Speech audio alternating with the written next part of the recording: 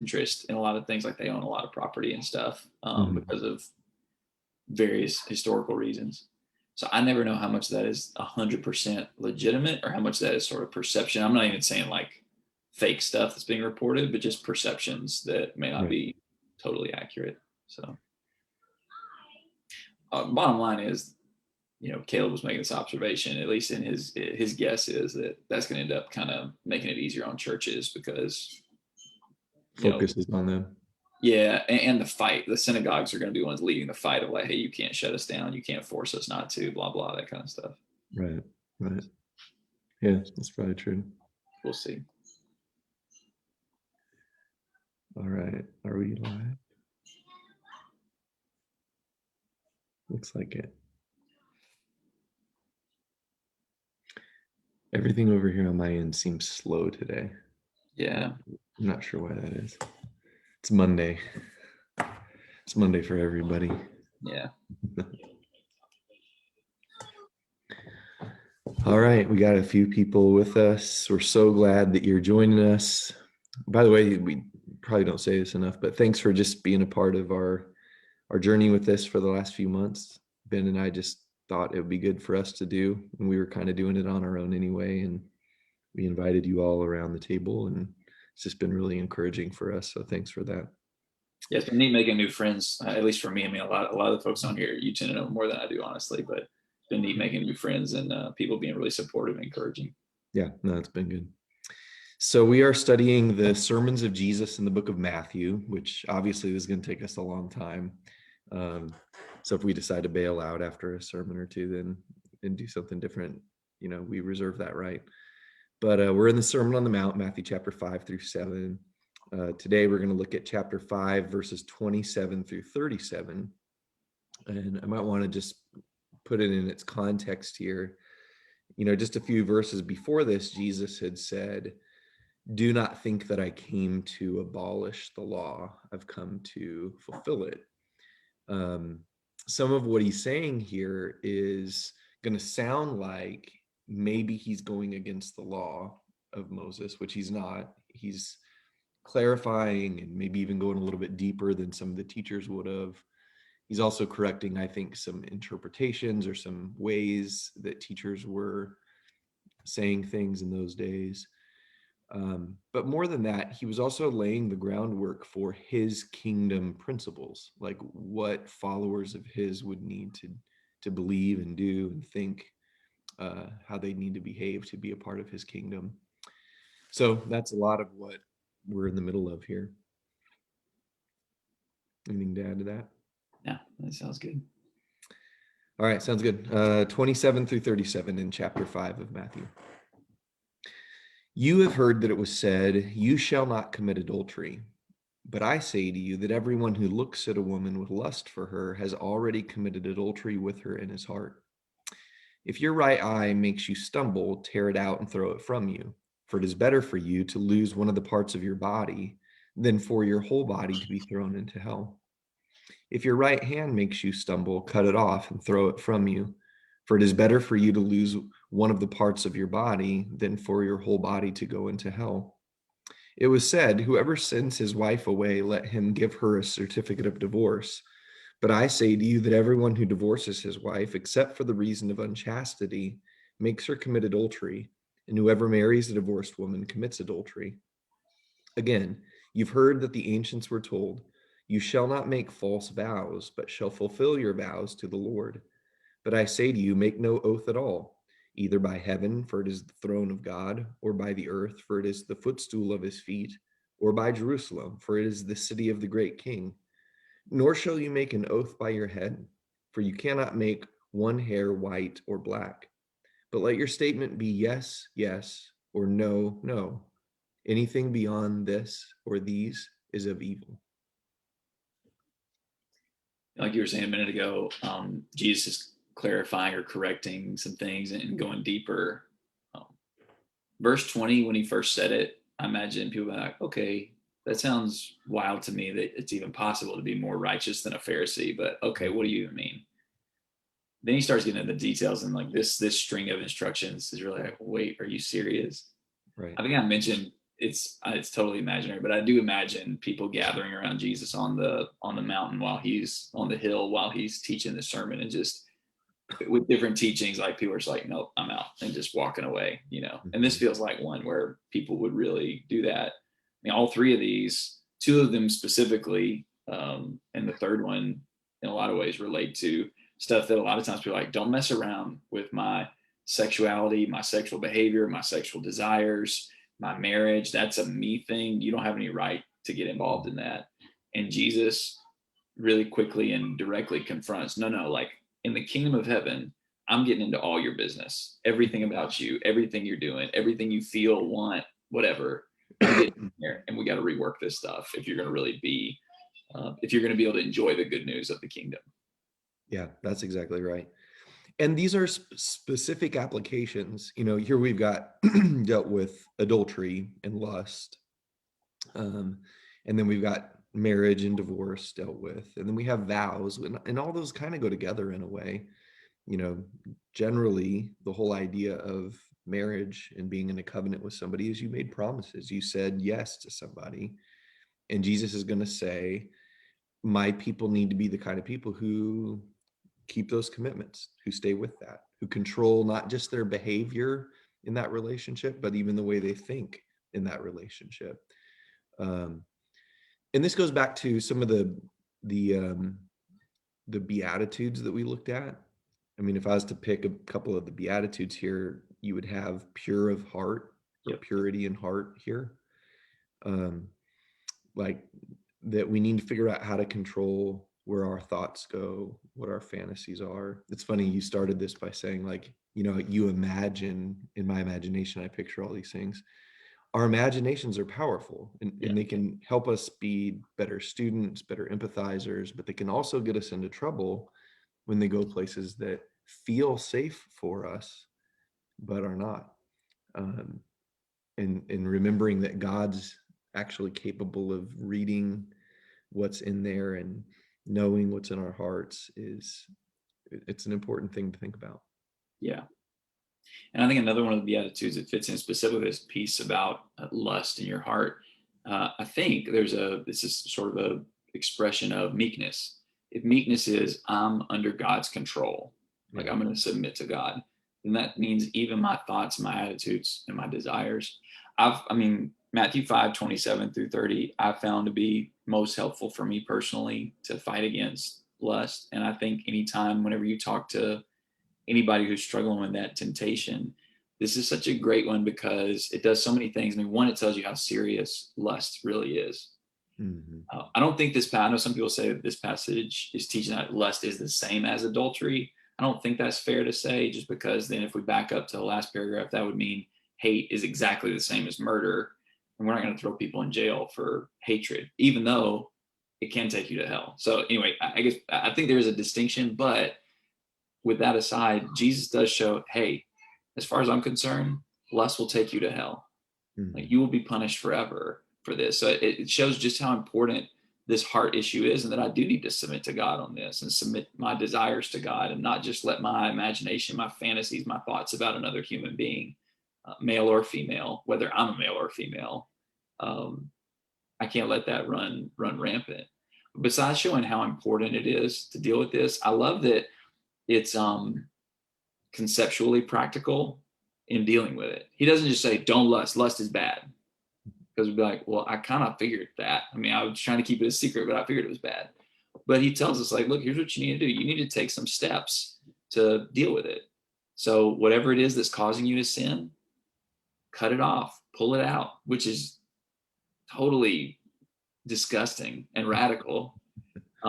And I don't think Jesus is, at least I don't know what your take is. I don't think Jesus is actually advocating for self-mutilation as a strategy for dealing with sin. Like some people took like beating up their bodies and stuff would help them not sin.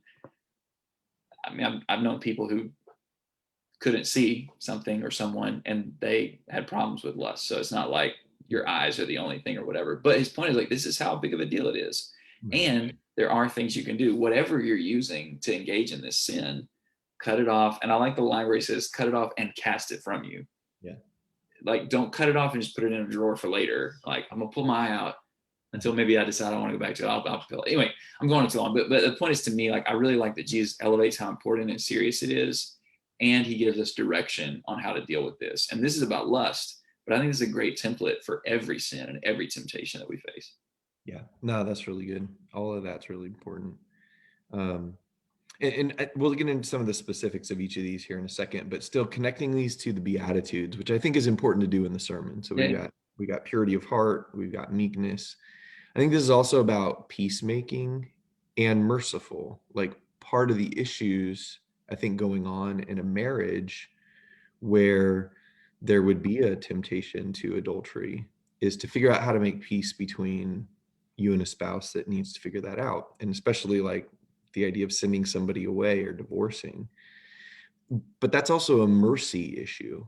Mhm. You know, when he says down there in verse 32, you make her commit adultery. I think the idea behind that, especially in the ancient world, was for a man to send a woman away like that, put her in a really difficult position in her life, you know, where how is she going to survive without sort of finding another man, and kind of put her in this predicament where then she was going to have to be with somebody that wasn't her husband. Um, and by the way, he goes on to say, and you also are putting yourself in a position where if you marry again, you'll be in trouble. Um, the book of Malachi dealt with this, you know, the famous verse that says God hates divorce, which of course in the ESV, he doesn't say that anymore. Um, for all of you that have the ESV, that messed up a lot of preachers' sermons about God hating divorce. Um, but in that text, what he was saying was it was a form of violence. It was a form of mistreatment for people to just throw away, you know, their spouse for somebody else. So this is an issue of being merciful as well, thinking of other people. Yeah. Well, and I mean, some of these, I don't want to start stretching too much, but I think even the issue of hungering and thirsting for righteousness in marriage, sometimes in our relationships, we're hungry and thirsting for our own personal benefit. So that applies to all these things. With lust, if I'm lusting after someone, it's because I'm hungry and thirsting for some sort of sexual pleasure, not really for righteousness. Or in a Mhm. marriage, if I'm like, yeah, I'm out, I'm leaving. Well, maybe what I was hungry and thirsting for was happiness, not Yeah. righteousness, not doing what's right by God and for someone else. Or if I'm a liar and a deceiver, usually that means I'm hungry and thirsty for some sort of personal benefit. Maybe it's in business, maybe it's in marriage. I'm going to break my vow, whatever. And I think there's some other personal benefit. I'm not hungry and thirsting for righteousness. So it's almost like every section of this, you tie it back to those things. It's pretty valuable, pretty important. Yeah, good. So going back to this business in 27 through 30 about, you know, if your right eye makes you sin, if your right hand makes you stumble, um, the obvious thing is that I think he's not being literal here. He isn't really advocating for self-mutilation, because even in the same text, it talks about your heart being the issue. Like, if you're really going to cut off the source of the trouble, you got to cut off your head because it happened in your mind, you know? Um, and so I don't believe Jesus' point is that we're going to be able to eliminate all sources of sin, but we can understand how important it is to go to heaven, and like what it's worth losing to actually make it there. Things that are very precious to us, that are part of us. um, and like you said, I think it's a great template just for any kind of thing, you know, that we make no provision for the flesh in regards to its lust, that we do everything we can to make sure that we're pleasing to God in the ways that we should be. Yeah. Yeah. And always evaluating, like you said, kind of the top, not just the things we're doing in our bodies or the things that other people might know about, Mm-hmm. but the things going on inside of our hearts Yeah. that us and God know about. Right, right. Of course, the thing in 31 and 32 is usually something people end up knowing about a lot more with, with divorce. That was a little more obvious and out there. In 31 and 32, you're saying? Yeah. Sorry. Yeah, 31 and 32. You want to talk about that? Yeah, I mean, you kind of hit on it earlier, but and Jesus gets into greater detail on this in Matthew 19, or maybe just kind of expands on the reasoning behind it. But it's just an incredibly selfish act. I mean, like all sins are.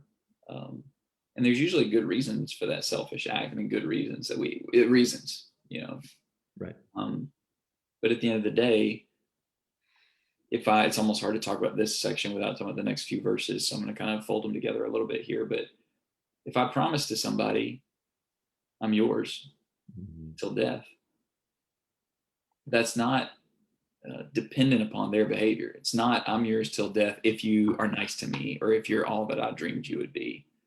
I'm just promising I'm going to do this.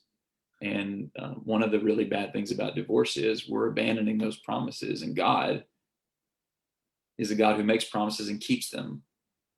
And if we're going to bear his image, if we're going to be followers of Jesus, we've got to be the same way, including our marriage. And I know this is a hard thing because there's probably people either who maybe listen to this or maybe know somebody who they're getting the short end of the stick in their marriage. Right.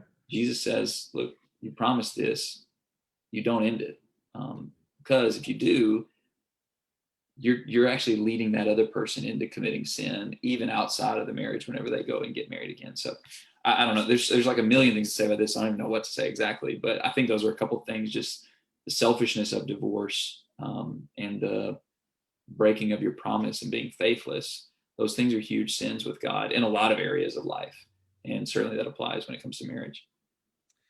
Yeah. No, and this is a really unpopular teaching. People find all kinds of ways to try to get around it. The clarity of what Jesus says here, that he was kind of jumping into a debate that the rabbis were having during his time about, like, well, why can somebody divorce? What do we do about Deuteronomy 24, which is being quoted here? And essentially, Jesus is going to say pretty much every time he talks about it, guys, marriage is forever. Marriage is for life. Like, you commit, you stay. There's no fire escape. You got to put the fire out. You can't just run. You know, I don't know if you've been to any weddings that were not religious lately or heard the vows that some of them are making nowadays, but I've actually heard more than once at a couple weddings that people aren't promising till death do us part Yeah, anymore. that's right. I've been to some where they're saying, as long as love remains, I'll be with you. Like, I mean, that's just basically saying, like, as long as I feel it, we'll stay. But if, like, if the love runs out, we'll move on. That kind of thing is just sort of almost celebrated in our culture, like the celebrities among us. And everybody sort of almost roots for them. Like, they fall in love with their next co-star, and everybody's talking about, like, oh, look at the chemistry between them. And even though they might leave their spouses to go be together, it's like we have a culture that's like, well, they loved each other, and that's what matters. By the way, that's kind of the same thing being said now about all kinds of ungodliness is, hey, as long as it's love, then who are we to say that it shouldn't be this way? Well, we're Christians who believe what Jesus said. And Jesus talked about marriage, and he talked about it being men and women, and he talked about commitment, and he talked about how just because you might have different feelings about somebody or feel something more for somebody else, you don't just get to move on and do those things. Like, that's the way it is. Yeah. Charity made a good point here that kind of, I was thinking something sort of related, but she said the fact is that even if someone divorces legally, that doesn't mean that God's like, oh, it's fine. Right. And like you alluded to, it wasn't even just legally people divorced, religiously people had debates, and there were some who were like, yeah, it's okay if you send your spouse away for pretty much any reason and all this kind of stuff. And Jesus confronted that. Of course, that's true. It's funny, if like earlier in this year, we had a Bible study here with some of the brethren in the Sermon on the Mount. And I knew we had a couple of people who had been divorced. And so I was trying to be really, like, I think probably too careful not to be offensive unnecessarily, but still say what's true, but also like be sensitive or whatever. And one of the people who had been divorced, I actually didn't even know that she had been. She spoke up, and she was like, I don't know if she could tell I was trying to be careful or whatever, or too careful. And she was just like, look, and she kind of told her story, and it was really emotional. And she said, that was wrong. And I had to go back and apologize to my spouse who I divorced. And now, all this kind of stuff. And it really moved me to hear someone talking about this and just owning up to, hey, this is what God said. It's hard, but we got to deal with it. And it really convicted me. We got to talk about it in that way and still be sensitive to people's pains and the things they've gone through. But at the same time, Jesus just said, this is just a fact. And It's hard for us to accept in our culture and even in our religious culture.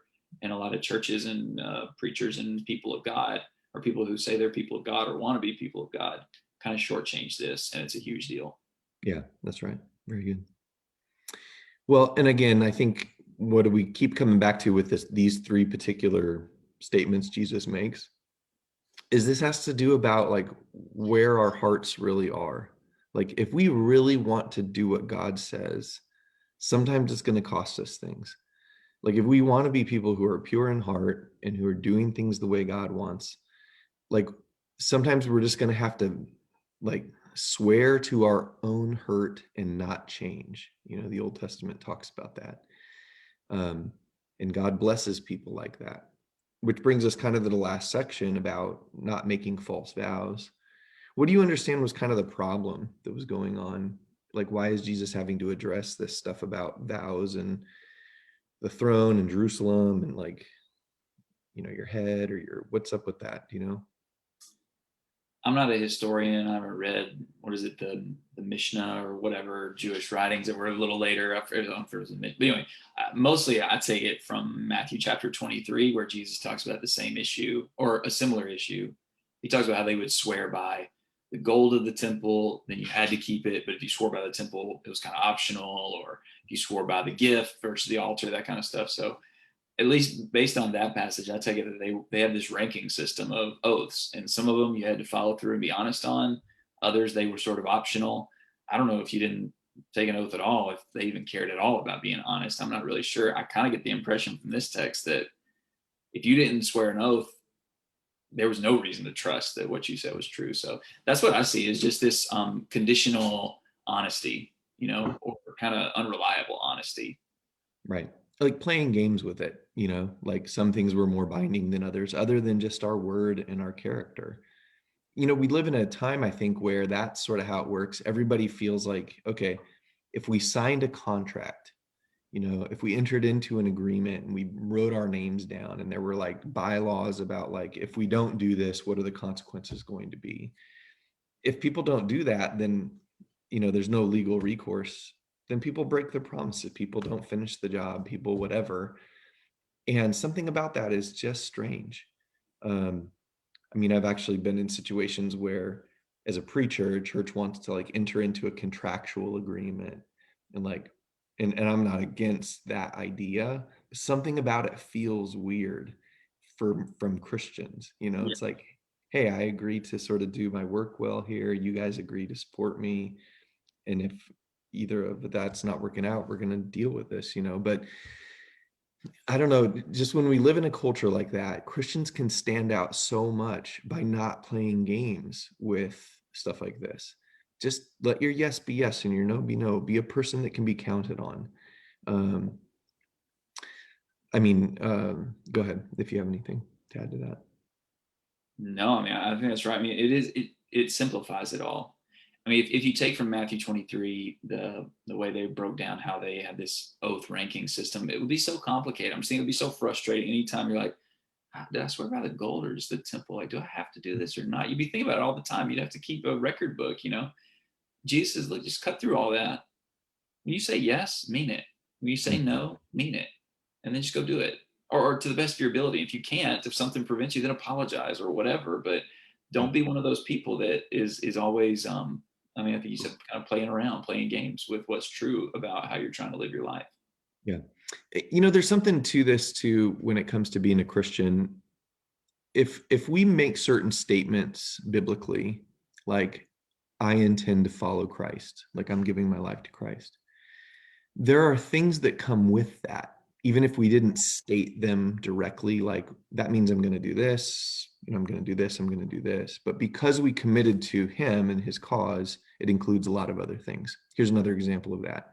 You tell somebody, I love you. I love you.